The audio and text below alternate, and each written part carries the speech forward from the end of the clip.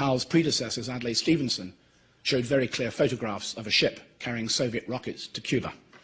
I have to say that my colleagues and I, on reflection, felt that today's pictures carried no such authority.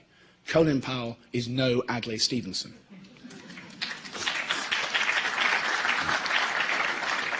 Fisk's report from the Security Council comes to an end.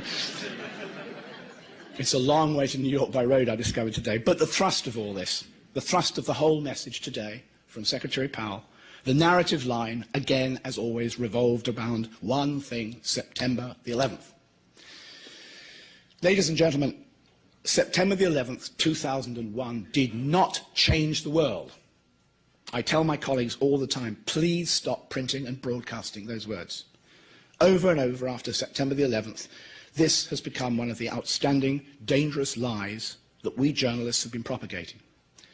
September the 11th may have given President George W. Bush an excuse to change the world, but that, I believe, should be exposed for what it is: a manipulation of grief and fear in order to start a war that has nothing to do with the international crimes against humanity which took place in New York, Pennsylvania and Washington just 2001, just a year and 4 months ago.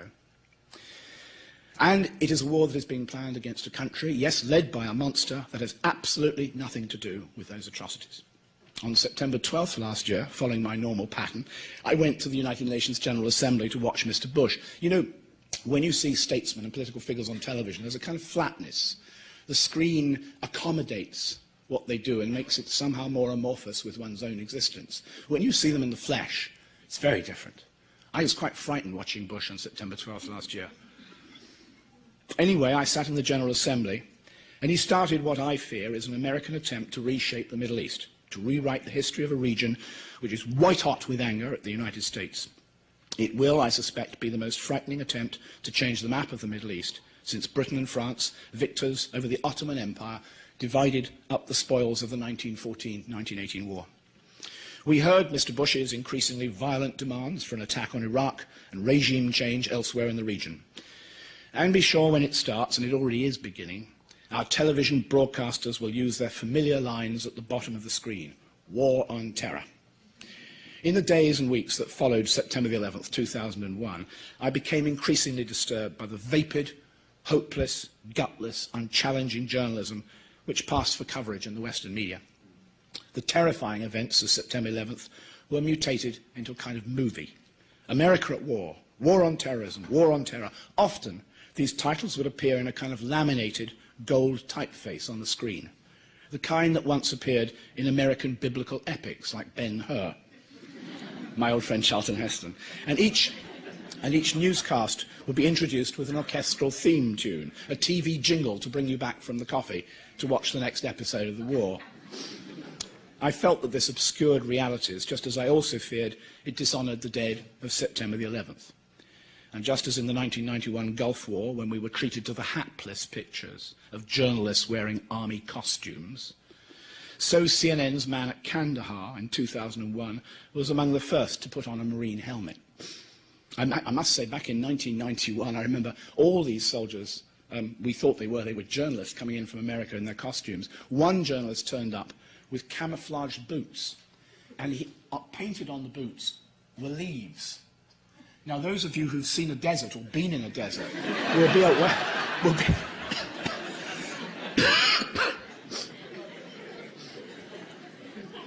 I actually wrote about the helmet on the CNN man's head in Kandahar, and CNN replied that the US Marines had insisted that their reporter wear a helmet. This is no excuse. Journalists have no business obeying military orders that make them look like combatants. And when so many of our colleagues accept these orders, as they did in the 1991 Gulf War, or when they turn up with a pistol in Jalalabad in October and November of 2001, this I'm talking about Geraldo Rivera of Fox News, claiming they want to shoot Osama bin Laden, is it any wonder that we journalists become targets of attack? We lost 11 of our colleagues in Afghanistan. But my talk to you tonight is not about the dangers to journalists. It's about the dangers now posed for journalism itself, the facile, unquestioning acceptance of authority and of the trite and bland and deeply misleading government statements which are parroted and then blended into titles and headlines. From the very start, I predicted in my newspaper, The Independent, that this was not a war on terror, but a war against America's enemies and most probably Israel's enemies, which is what it is turning out to be. Yet we went along.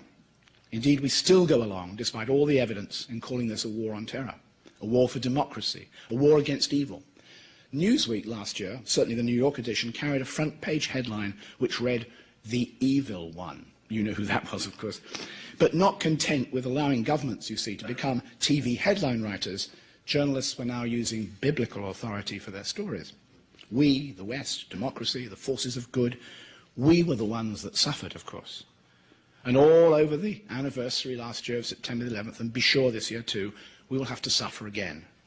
But of course, when the anniversary of the bombardment of Afghanistan fell due in the late autumn of last year, did we carry long and moving accounts of the thousands of innocent Afghans we killed? Did we, hell? Let me first ask you one question. When did we first hear of the Iraqi dimension of September the 11th? The one that we were hearing so loudly today, cymbals and drums in the Security Council.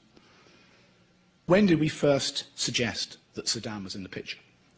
Did anyone say back then, September 11th, 2001, and the days and weeks and months that followed, did anyone say after these crimes against humanity then that Iraq would be in the firing line?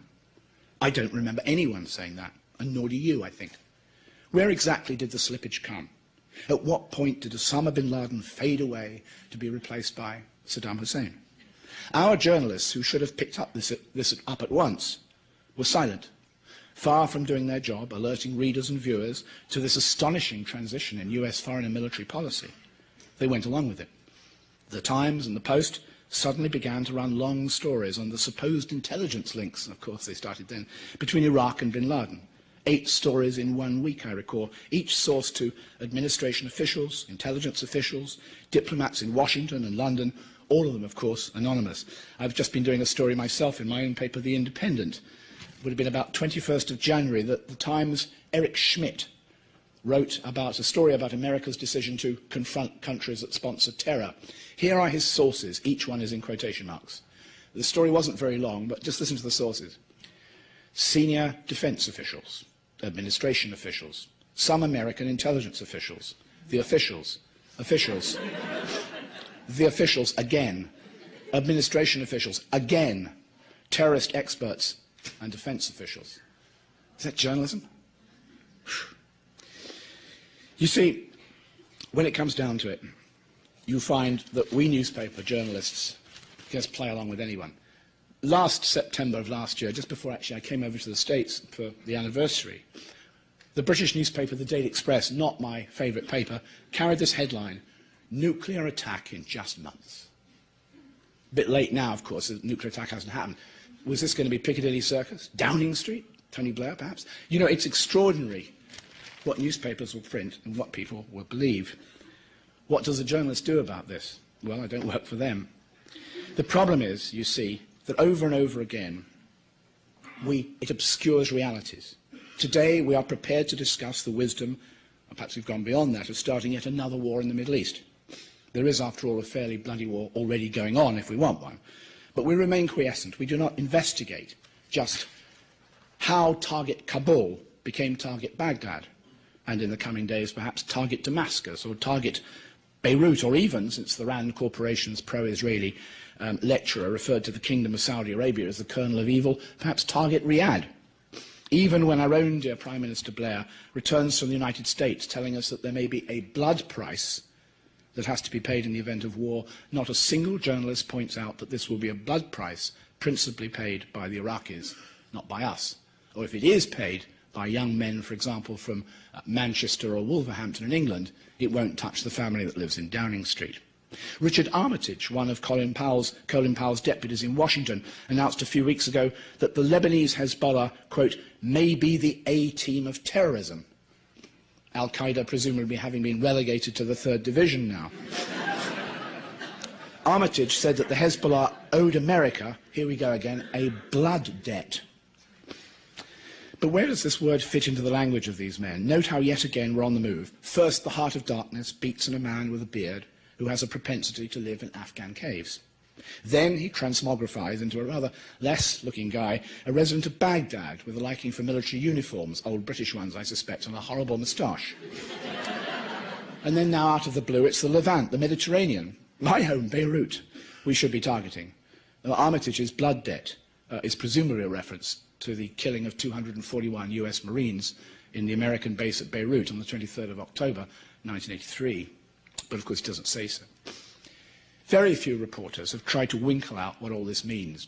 I should say, by the way, that when I asked this question at a university in New York in December, where did bin Laden get faded out and Saddam came in, he sat down afterwards, he wrote me a letter later and told me he sat down afterwards with his giant computer and fed in Iraq, bin Laden, Afghanistan, Saddam, and went through the entire Washington Post, LA Times, and the Times New York. And he came up with something quite extraordinary.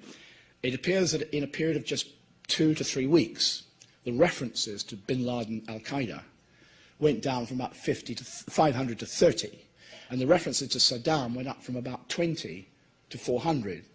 And the intervening period was the Enron scandal. Of course, there may be absolutely nothing to do with this. To its great credit, I should say that The Nation magazine in New York published on September 2nd last year a first-class article detailing the number of US administration officials who have previously worked for pro-Israeli lobby groups in Washington, or who still do. This at least might explain why the Bush administration now appears set to redraw the map of the Middle East along lines which Israel can scarcely dream of. No mention of all this, of course, in the television and media mainstream, in quotation marks, in the United States, and largely, I'm afraid, in Britain either. Yet still our blindness goes on. Immediately after the 1991 Gulf War, when it was clear that the awful Saddam would remain in power, the United States government suddenly stopped making any reference to the Iraqi president. Sound familiar? No more Saddam. I remember how Colin Powell told General Colin Powell then, told a press conference I attended in northern Kurdish Iraq that the American government was talking to, quote, Iraqi officials. But he made no mention anymore of the Hitler of Baghdad. I asked him what had happened to the Saddam fact. Hadn't he told us that Hitler was in Baghdad? Why no more references to the man who had been bestialized, and not without good reason, a few weeks before? And Powell just shrugged his shoulders and went on talking about Iraqi officials. The word Saddam had become banned. When did you last hear President Bush use the words Osama bin Laden? Not for some months. Then it was Saddam. Of course, Saddam now has to be brought back, or was recently. Later, be sure, Osama will be brought back, if he doesn't bring himself back before that. You see, the real problem here, I think, is that we have begun to use constantly and accept the language of officials and governments. Note how almost every journalistic reference to al-Qaeda now talks about how US forces in Afghanistan are mopping up, wait for it, al-Qaeda, quote, remnants. This, by the way, means quote, save me adding words. The word remnants began to be used at a US press briefing in Afghanistan and is now effortlessly and without any self-questioning entered into the journalistic lexicon. We are always closing in on, hunting down, chasing, liquidating, cornering, arresting these elusive remnants. True, when US forces tried to ambush them in the Shaikot Valley last year, the remnants turned out to be around brigade strength. And true, the attempted assassination of Hamid Karzai and the car bomb in Kabul last year, which killed 26 people, suggest there are rather more remnants than we expected. Now we have almost nightly attacks on US forces who've withdrawn from, at least on December 11th, from one major outpost on the border. They were coming under fire every night from phosphorus rockets. They left it. 3 days later, al-Qaeda came in and burned it to the ground. Wasn't great headlines there. Wall Street Journal carried a report on it, to be fair, but that was about it. Problems in Afghanistan. Big problems still. Now the drug barons are back in control. Read the UN's warnings about the massive new narcotics traffic that is due to restart when this year's poppy crop is in. And we can't even bother to investigate the mass graves of northern Afghanistan, in which our war criminal allies buried well over 1,000 of their Taliban enemies. So, let's talk about Iraq again, since we seem to be about to invade it. You know, back in October 10th of last year, the New York Times, I don't want to burden you with this, but I'm going to have to, carried a report about what was going to happen after the invasion. It's changed its tune now, though it didn't tell us that the tune had changed. But this is the story. The White House is developing a detailed plan modelled on the post